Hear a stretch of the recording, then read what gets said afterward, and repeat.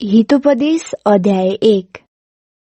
प्रस्तावना, उद्देश्य र विषय।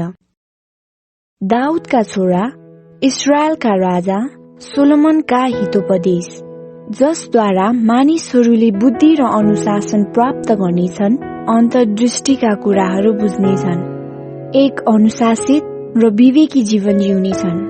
सोझाहरू विवेकशील बन्नेछन्, जवानहरूले ज्ञान र बुद्धि प्राप्त गर्नेछन्।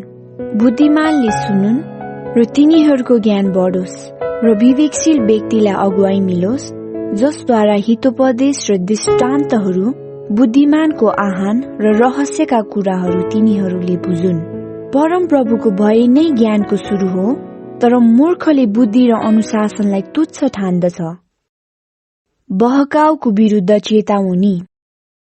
हे मेरो छोरो, आफ्नो बुबाको आदेश सुन र आफ्नी आमाको शिक्षा नत्याग। ती तेरो शिरमा शोभाको मुकुट र तेरो गलामा सम्मानको हार हुनेछ। हे मेरो छोरो, यदि पापीहरूले तँलाई बहकाउन खोजे भने तिनीहरूको बहकाउमा नलाग।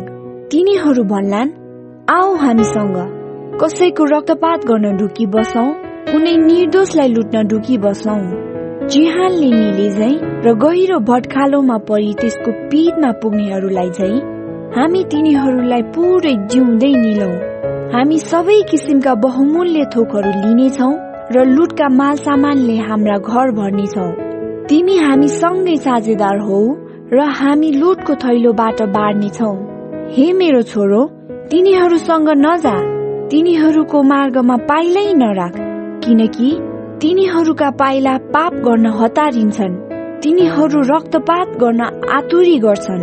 सबै पक्षीहरूका नजरको सामु जाल फैलाउनु कति व्यर्थ। यी मानिसहरू आफ्नै रगतको लागि ढुकिरहन्छन्, तिनीहरू आफै जाकिन ढुकिरहन्छन्। बेइमानीसित कमाउनपट्टि लाग्नेहरू सबैको अन्त्य यस किसिमले हुन्छ। यसरी धन आर्जन गर्नेको जीवन त्यसैले छिनेर लैजान्छ। बुद्धिको तिरस्कार विरुद्ध चेतावनी। बुद्धि सडकहरूमा चर्को शोले कराउँछ, त्यसले आफ्नो आवाज बजारहरूमा उचाल्छ। हो हल्लाले भरिएका गल्लीहरूका पर्खाल माथिबाट त्यो चिच्याउँछ। शहरका मूल ढोकाहरूमा यसरी त्यसले भाषण गर्छ। हे निर्बुद्धि हो, कहिलेसम्म तिमीहरू आफ्नो बुद्धिहीन मार्गलाई प्रेम गरिरहनेछौ? कहिलेसम्म खिली उडाउनेहरू खिली उडाइरहनमा मग्न भइरहने र मूर्खहरूले ज्ञानलाई घृणा गर्दै रहने? यदि मेरो हप्की तिमीहरूले ग्रहण गरेका भए, म आफ्नो हृदयका कुराहरू तिमीहरूसँग पोख्ने थिए र मेरा विचारहरू तिमीहरूलाई थाहा गराउने थिए। तर मैले बोलाउँदा तिमीहरूले इन्कार गरेका हुनाले र मैले आफ्नो हात फैलाउँदा कसैले ध्यान नदिएको हुनाले, मेरा सबै अर्थीलाई तिमीहरूले बेवास्ता गरेका हुनाले र मेरो हप्की ग्रहण नगरेका हुनाले, तिमीहरूलाई आपत्ति आइपर्दा म हाँस्नेछु।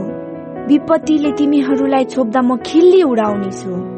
जब आँधी बेरी चाहिँ तिमीहरूलाई विपत्तिले ढाक्छ, जब भूमरी चाहिँ आपत्ति तिमीहरूमाथि मडारिएर आउँछ, जब संकष्ट र दुःखले तिमीहरूलाई डुबाउँछन्, तब तिनीहरू मलाई पुकार्नेछन्, तर म जवाफ दिने छैन।